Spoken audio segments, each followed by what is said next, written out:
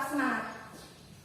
Berdirinya saya di sini akan membagikan kalian sedikit ilmu serta ini untuk memenuhi tugas akhir saya dari dosen saya, terutama untuk mata kuliah metodologi pembelajaran. Jadi ini adalah pengalaman pertama saya untuk mengajar, dan alhamdulillah saya sangat beruntung dan sangat bahagia sekali karena saya bisa membagikan sedikit ilmu saya kepada kalian dan saya bisa bertemu kalian semua. Sebelum masuk ke materi, saya akan memperkenalkan diri. Barangkali di sini tidak ada yang kenal saya atau sudah ada yang tahu tapi hanya sekedar tahu-tahu saja. Karena ada pepatah yang mengatakan tak kenal maka tak ada. Perkenalkan, nama saya Widya Ayunia, biasa dipanggil Widya. Saya dari Kelurahan Amunggedo. Mungkin yang satu kelurahan sudah kenal dan tahu saya. Saya menempuh pendidikan di Perguruan Tinggi Institut Agama Islam Negeri Kendari atau secara singkatnya disebut YIN Kendari. Mungkin kalian pernah dengar atau bahkan sering dengar karena lumayan banyak anak-anak atau orang-orang dari daerah sini yang menempuh pendidikan di sana. Saya di Fakultas Tarbiyah dan Ilmu Keguruan jurusan Pendidikan Agama Islam dan sekarang sudah semester 2 akhir. Masih sangat panjang dan masih sangat lama perjalanannya, jadi saya minta untuk adik-adik tetap selalu doakan saya, semoga kedepannya saya dilancarkan dan bisa mendapatkan keberkahan juga dari saya belajar itu. Oke? Jadi karena kita mengajar waktu juga, kita mulai saja. Tapi sebelum itu saya minta untuk ketua kelasnya memimpin doa, karena apapun yang kita lakukan sebelum melakukan kegiatan, sebelum melakukan aktivitas, kita harus membaca doa terlebih dahulu supaya apapun yang kita kerjakan, apapun yang kita lakukan bisa mendapatkan keberkahan. Jadi saya minta ketua kelasnya, siapa di sini ketua kelasnya? Saya, Bu. Oke, siapa namanya? Muhammad Rafiq. Oke, silakan Muhammad Rafiq mungkin doanya ya. Baiklah, sebelum kita melakukan pembelajaran pada hari ini, ada baiknya kita berdoa menurut agama dan kepercayaan kita masing-masing. Berdoa dimulai. Berdoa selesai. Baik, kita mulai saja. Jadi judul materi yang kita akan bahas pada hari ini tentang syariat Islam dalam melakukan pembagian harta warisan.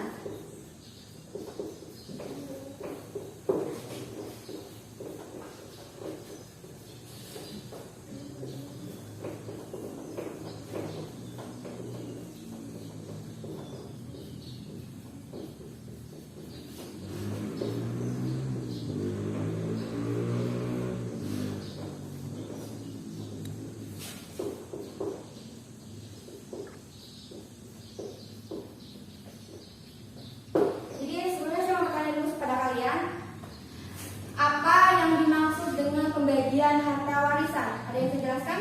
Oke, siapa namanya? Jihan Hidayat. Ya, silakan Jihan, apa yang dimaksud dengan pembagian harta warisan?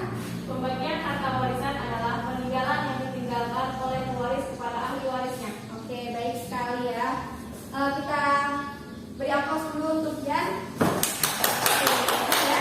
Oke, saya akan jelaskan kembali. Jadi pembagian harta warisan itu adalah harta yang diberikan dari orang yang telah meninggal kepada keluarga terdekatnya, orang-orang terdekatnya seperti keluarga, terus kerabatnya.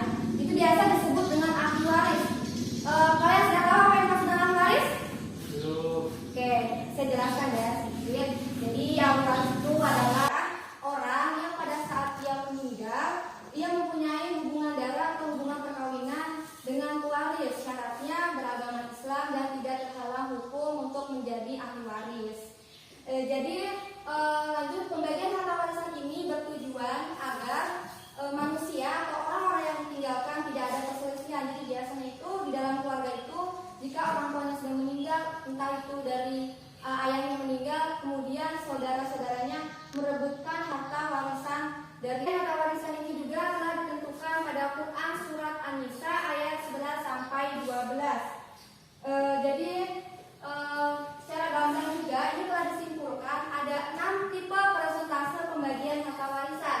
Yang pertama itu ada setengah, yang kedua ada 1/4,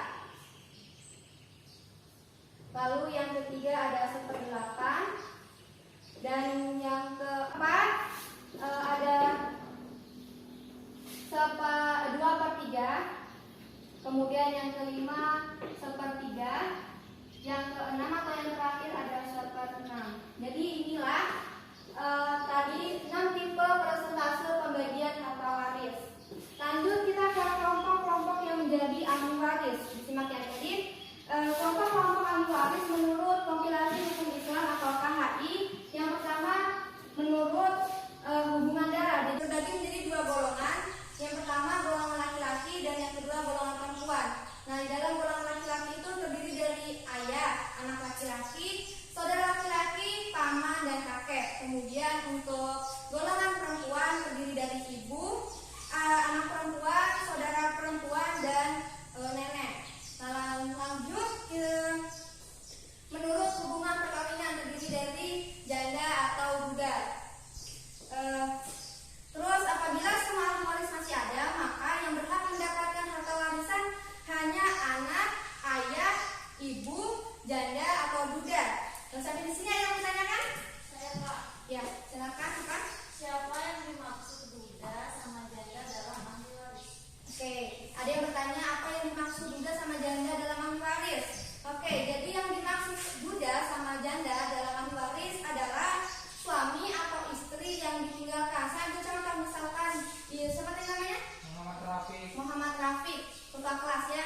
Dia mempunyai istri dan mempunyai anak kandung. Kemudian dia meninggal, misalkan dia meninggal dunia. Maka yang menjadi ahli waris itu adalah sang istri yang sudah menjadi janda itu dan anaknya. Jadi itu yang dimaksud dengan duda ataupun janda. Sekarang kita masuk ke bagian besaran-besaran ahli waris. Tadi saya sudah jelaskan ada 6 tipe persentase. Bisa lihat, kita akan bisa baca lagi tadi apa saja? Setengah, seperempat, seperempat, 2/3, 1/3, 1/6. Oke. Nah, dan sekarang saya akan jelaskan bagian masing-masing di antara 6 tipe persentase ini. Jadi yang pertama itu asbabul furud, yang berhak mendapatkan separuh dari harta warisan itu ada 5. Jadi itu golongan laki-laki terdiri dari suami. Jadi suami ya.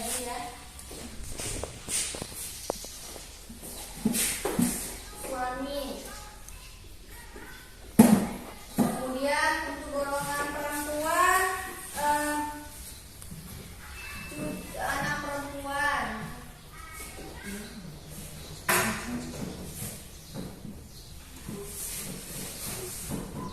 Lalu setelah anak perempuan, cucu perempuan keturunan laki-laki.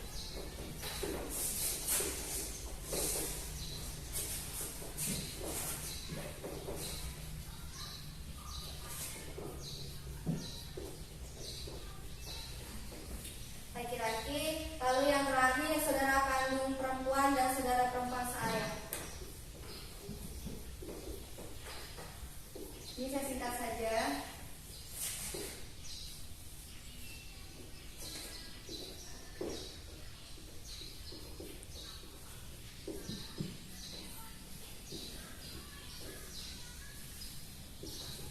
Lalu yang 1/4, adapun kerabat pewaris yang berhak mendapatkan 1/4 dari harta pewaris hanya ada 2, yaitu suami dan istri.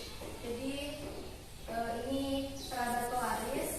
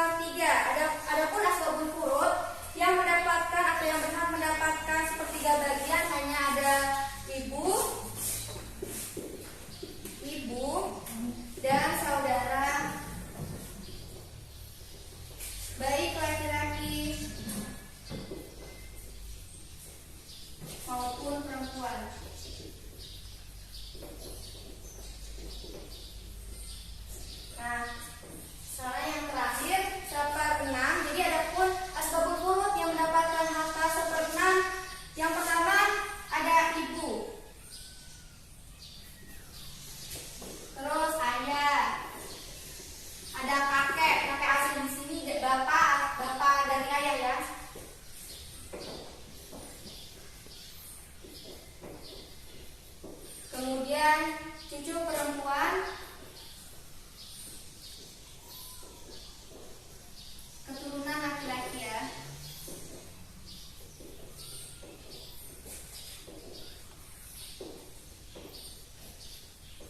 Terus saudara perempuan seayah.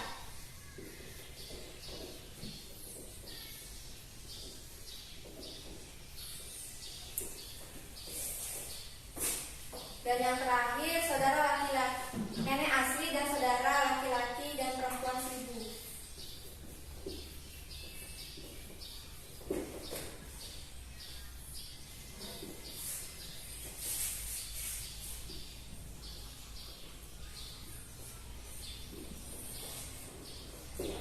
Ini perempuan seribu. Oke, jadi ini adalah bagian-bagian yang berhak mendapatkan harta warisan atau dan saran-sarannya. Jadi selanjut lagi, ternyata ada yang tidak atau batal. Ada juga beberapa hal yang menyebabkan hak waris seseorang menjadi gugur. Ada 3. Yang pertama budak, kedua pembunuhan, dan yang ketiga ada perbedaan agama. Jadi kalau misalkan budak, itu seorang yang berstatus budak tidak berhak mendapatkan harta waris karena atau sebab sesuatu yang dimiliki budak secara langsung menjadi hak milik si tuannya. Kemudian pembunuhan, apabila seorang ahli waris yang melakukan pembunuhan, misalkan dia membunuh seorang ayahnya, misalkan dia ingin sekali mendapatkan harta waris ayahnya, lalu dia membunuh ayahnya, maka itu akan menjadi gugur. Dia tidak berhak mendapatkan harta dari ayahnya itu. Kemudian yang terakhir ada perbedaan agama. Seorang muslim tidak berhak atau tidak bisa mendapatkan warisan dari yang beda agama. Jadi kalau misalkan dia ingin membagi harta warisannya dengan yang beda agama, itu tidak bisa, itu gugur. Itu sudah ada dalilnya atau sabda Rasul bersabda, tidaklah berhak seorang muslim mewarisi orang kafir dan tidak pula orang kafir mewarisi muslim. Hadis riwayat Bukhari dan Muslim. Oh ya, saya juga akan menjelaskan lagi di sini. Harta warisan juga terbagi menjadi 2 macam. Yang pertama harta bergerak dan yang kedua harta tidak bergerak. Jadi harta bergerak itu apa saja? Jadi harta yang bergerak, yang tidak bergerak. Harta tidak bergerak dulu ya. Yang pertama itu adalah tanah, terus pabrik atau perusahaan, produk-produk yang dihasilkan, terus hak pakai, semisal hak usaha. Sementara harta yang bergerak, menurut hukum kompilasi Islam, harta yang bergerak itu seperti hewan ternak. Nah, misalkan ada sapi, ada kambing di rumahnya atau ayam. Nah, itu adalah harta yang bergerak. Kemudian perabotan, kendaraan, penagihan atau piutang-piutang hingga saham. Oke, jadi adik-adik, itulah penjelasan saya tentang syariat Islam dalam pembagian harta warisan. Jika kalian ingin mengetahui lagi lebih dalam, lebih lanjut, kalian bisa searching di Google atau mencari sumber-sumber lainnya, karena zaman sekarang sudah canggih. Apapun yang kalian cari, kalian juga bisa dapatkan. Karena di sini kita sama-sama belajar, saya juga masih pelajar, jadi kita sama-sama belajar saja. Jadi jangan pernah takut untuk mencoba, kalian harus tetap semangat juga ya. Jadi pesan saya untuk kalian, belajarlah dengan giat, jangan jadi pemalas, dan tetap semangat. Semoga kita bisa bertemu di lain waktu. Ini adalah pertemuan pertama saya sama kalian, dan ini adalah pertemuan yang sangat berkesan bagi saya. Semoga ilmu yang saya berikan pada kalian dapat bermanfaat dan kalian bisa pahami. Semoga berkah juga. Jadi kita akhiri saja pertemuan kita kali ini. Semoga kita bisa bertemu lagi. Mohon maaf kurang dan lebihnya. Wabillahi taufiq wal hidayah. Wassalamualaikum warahmatullahi wabarakatuh.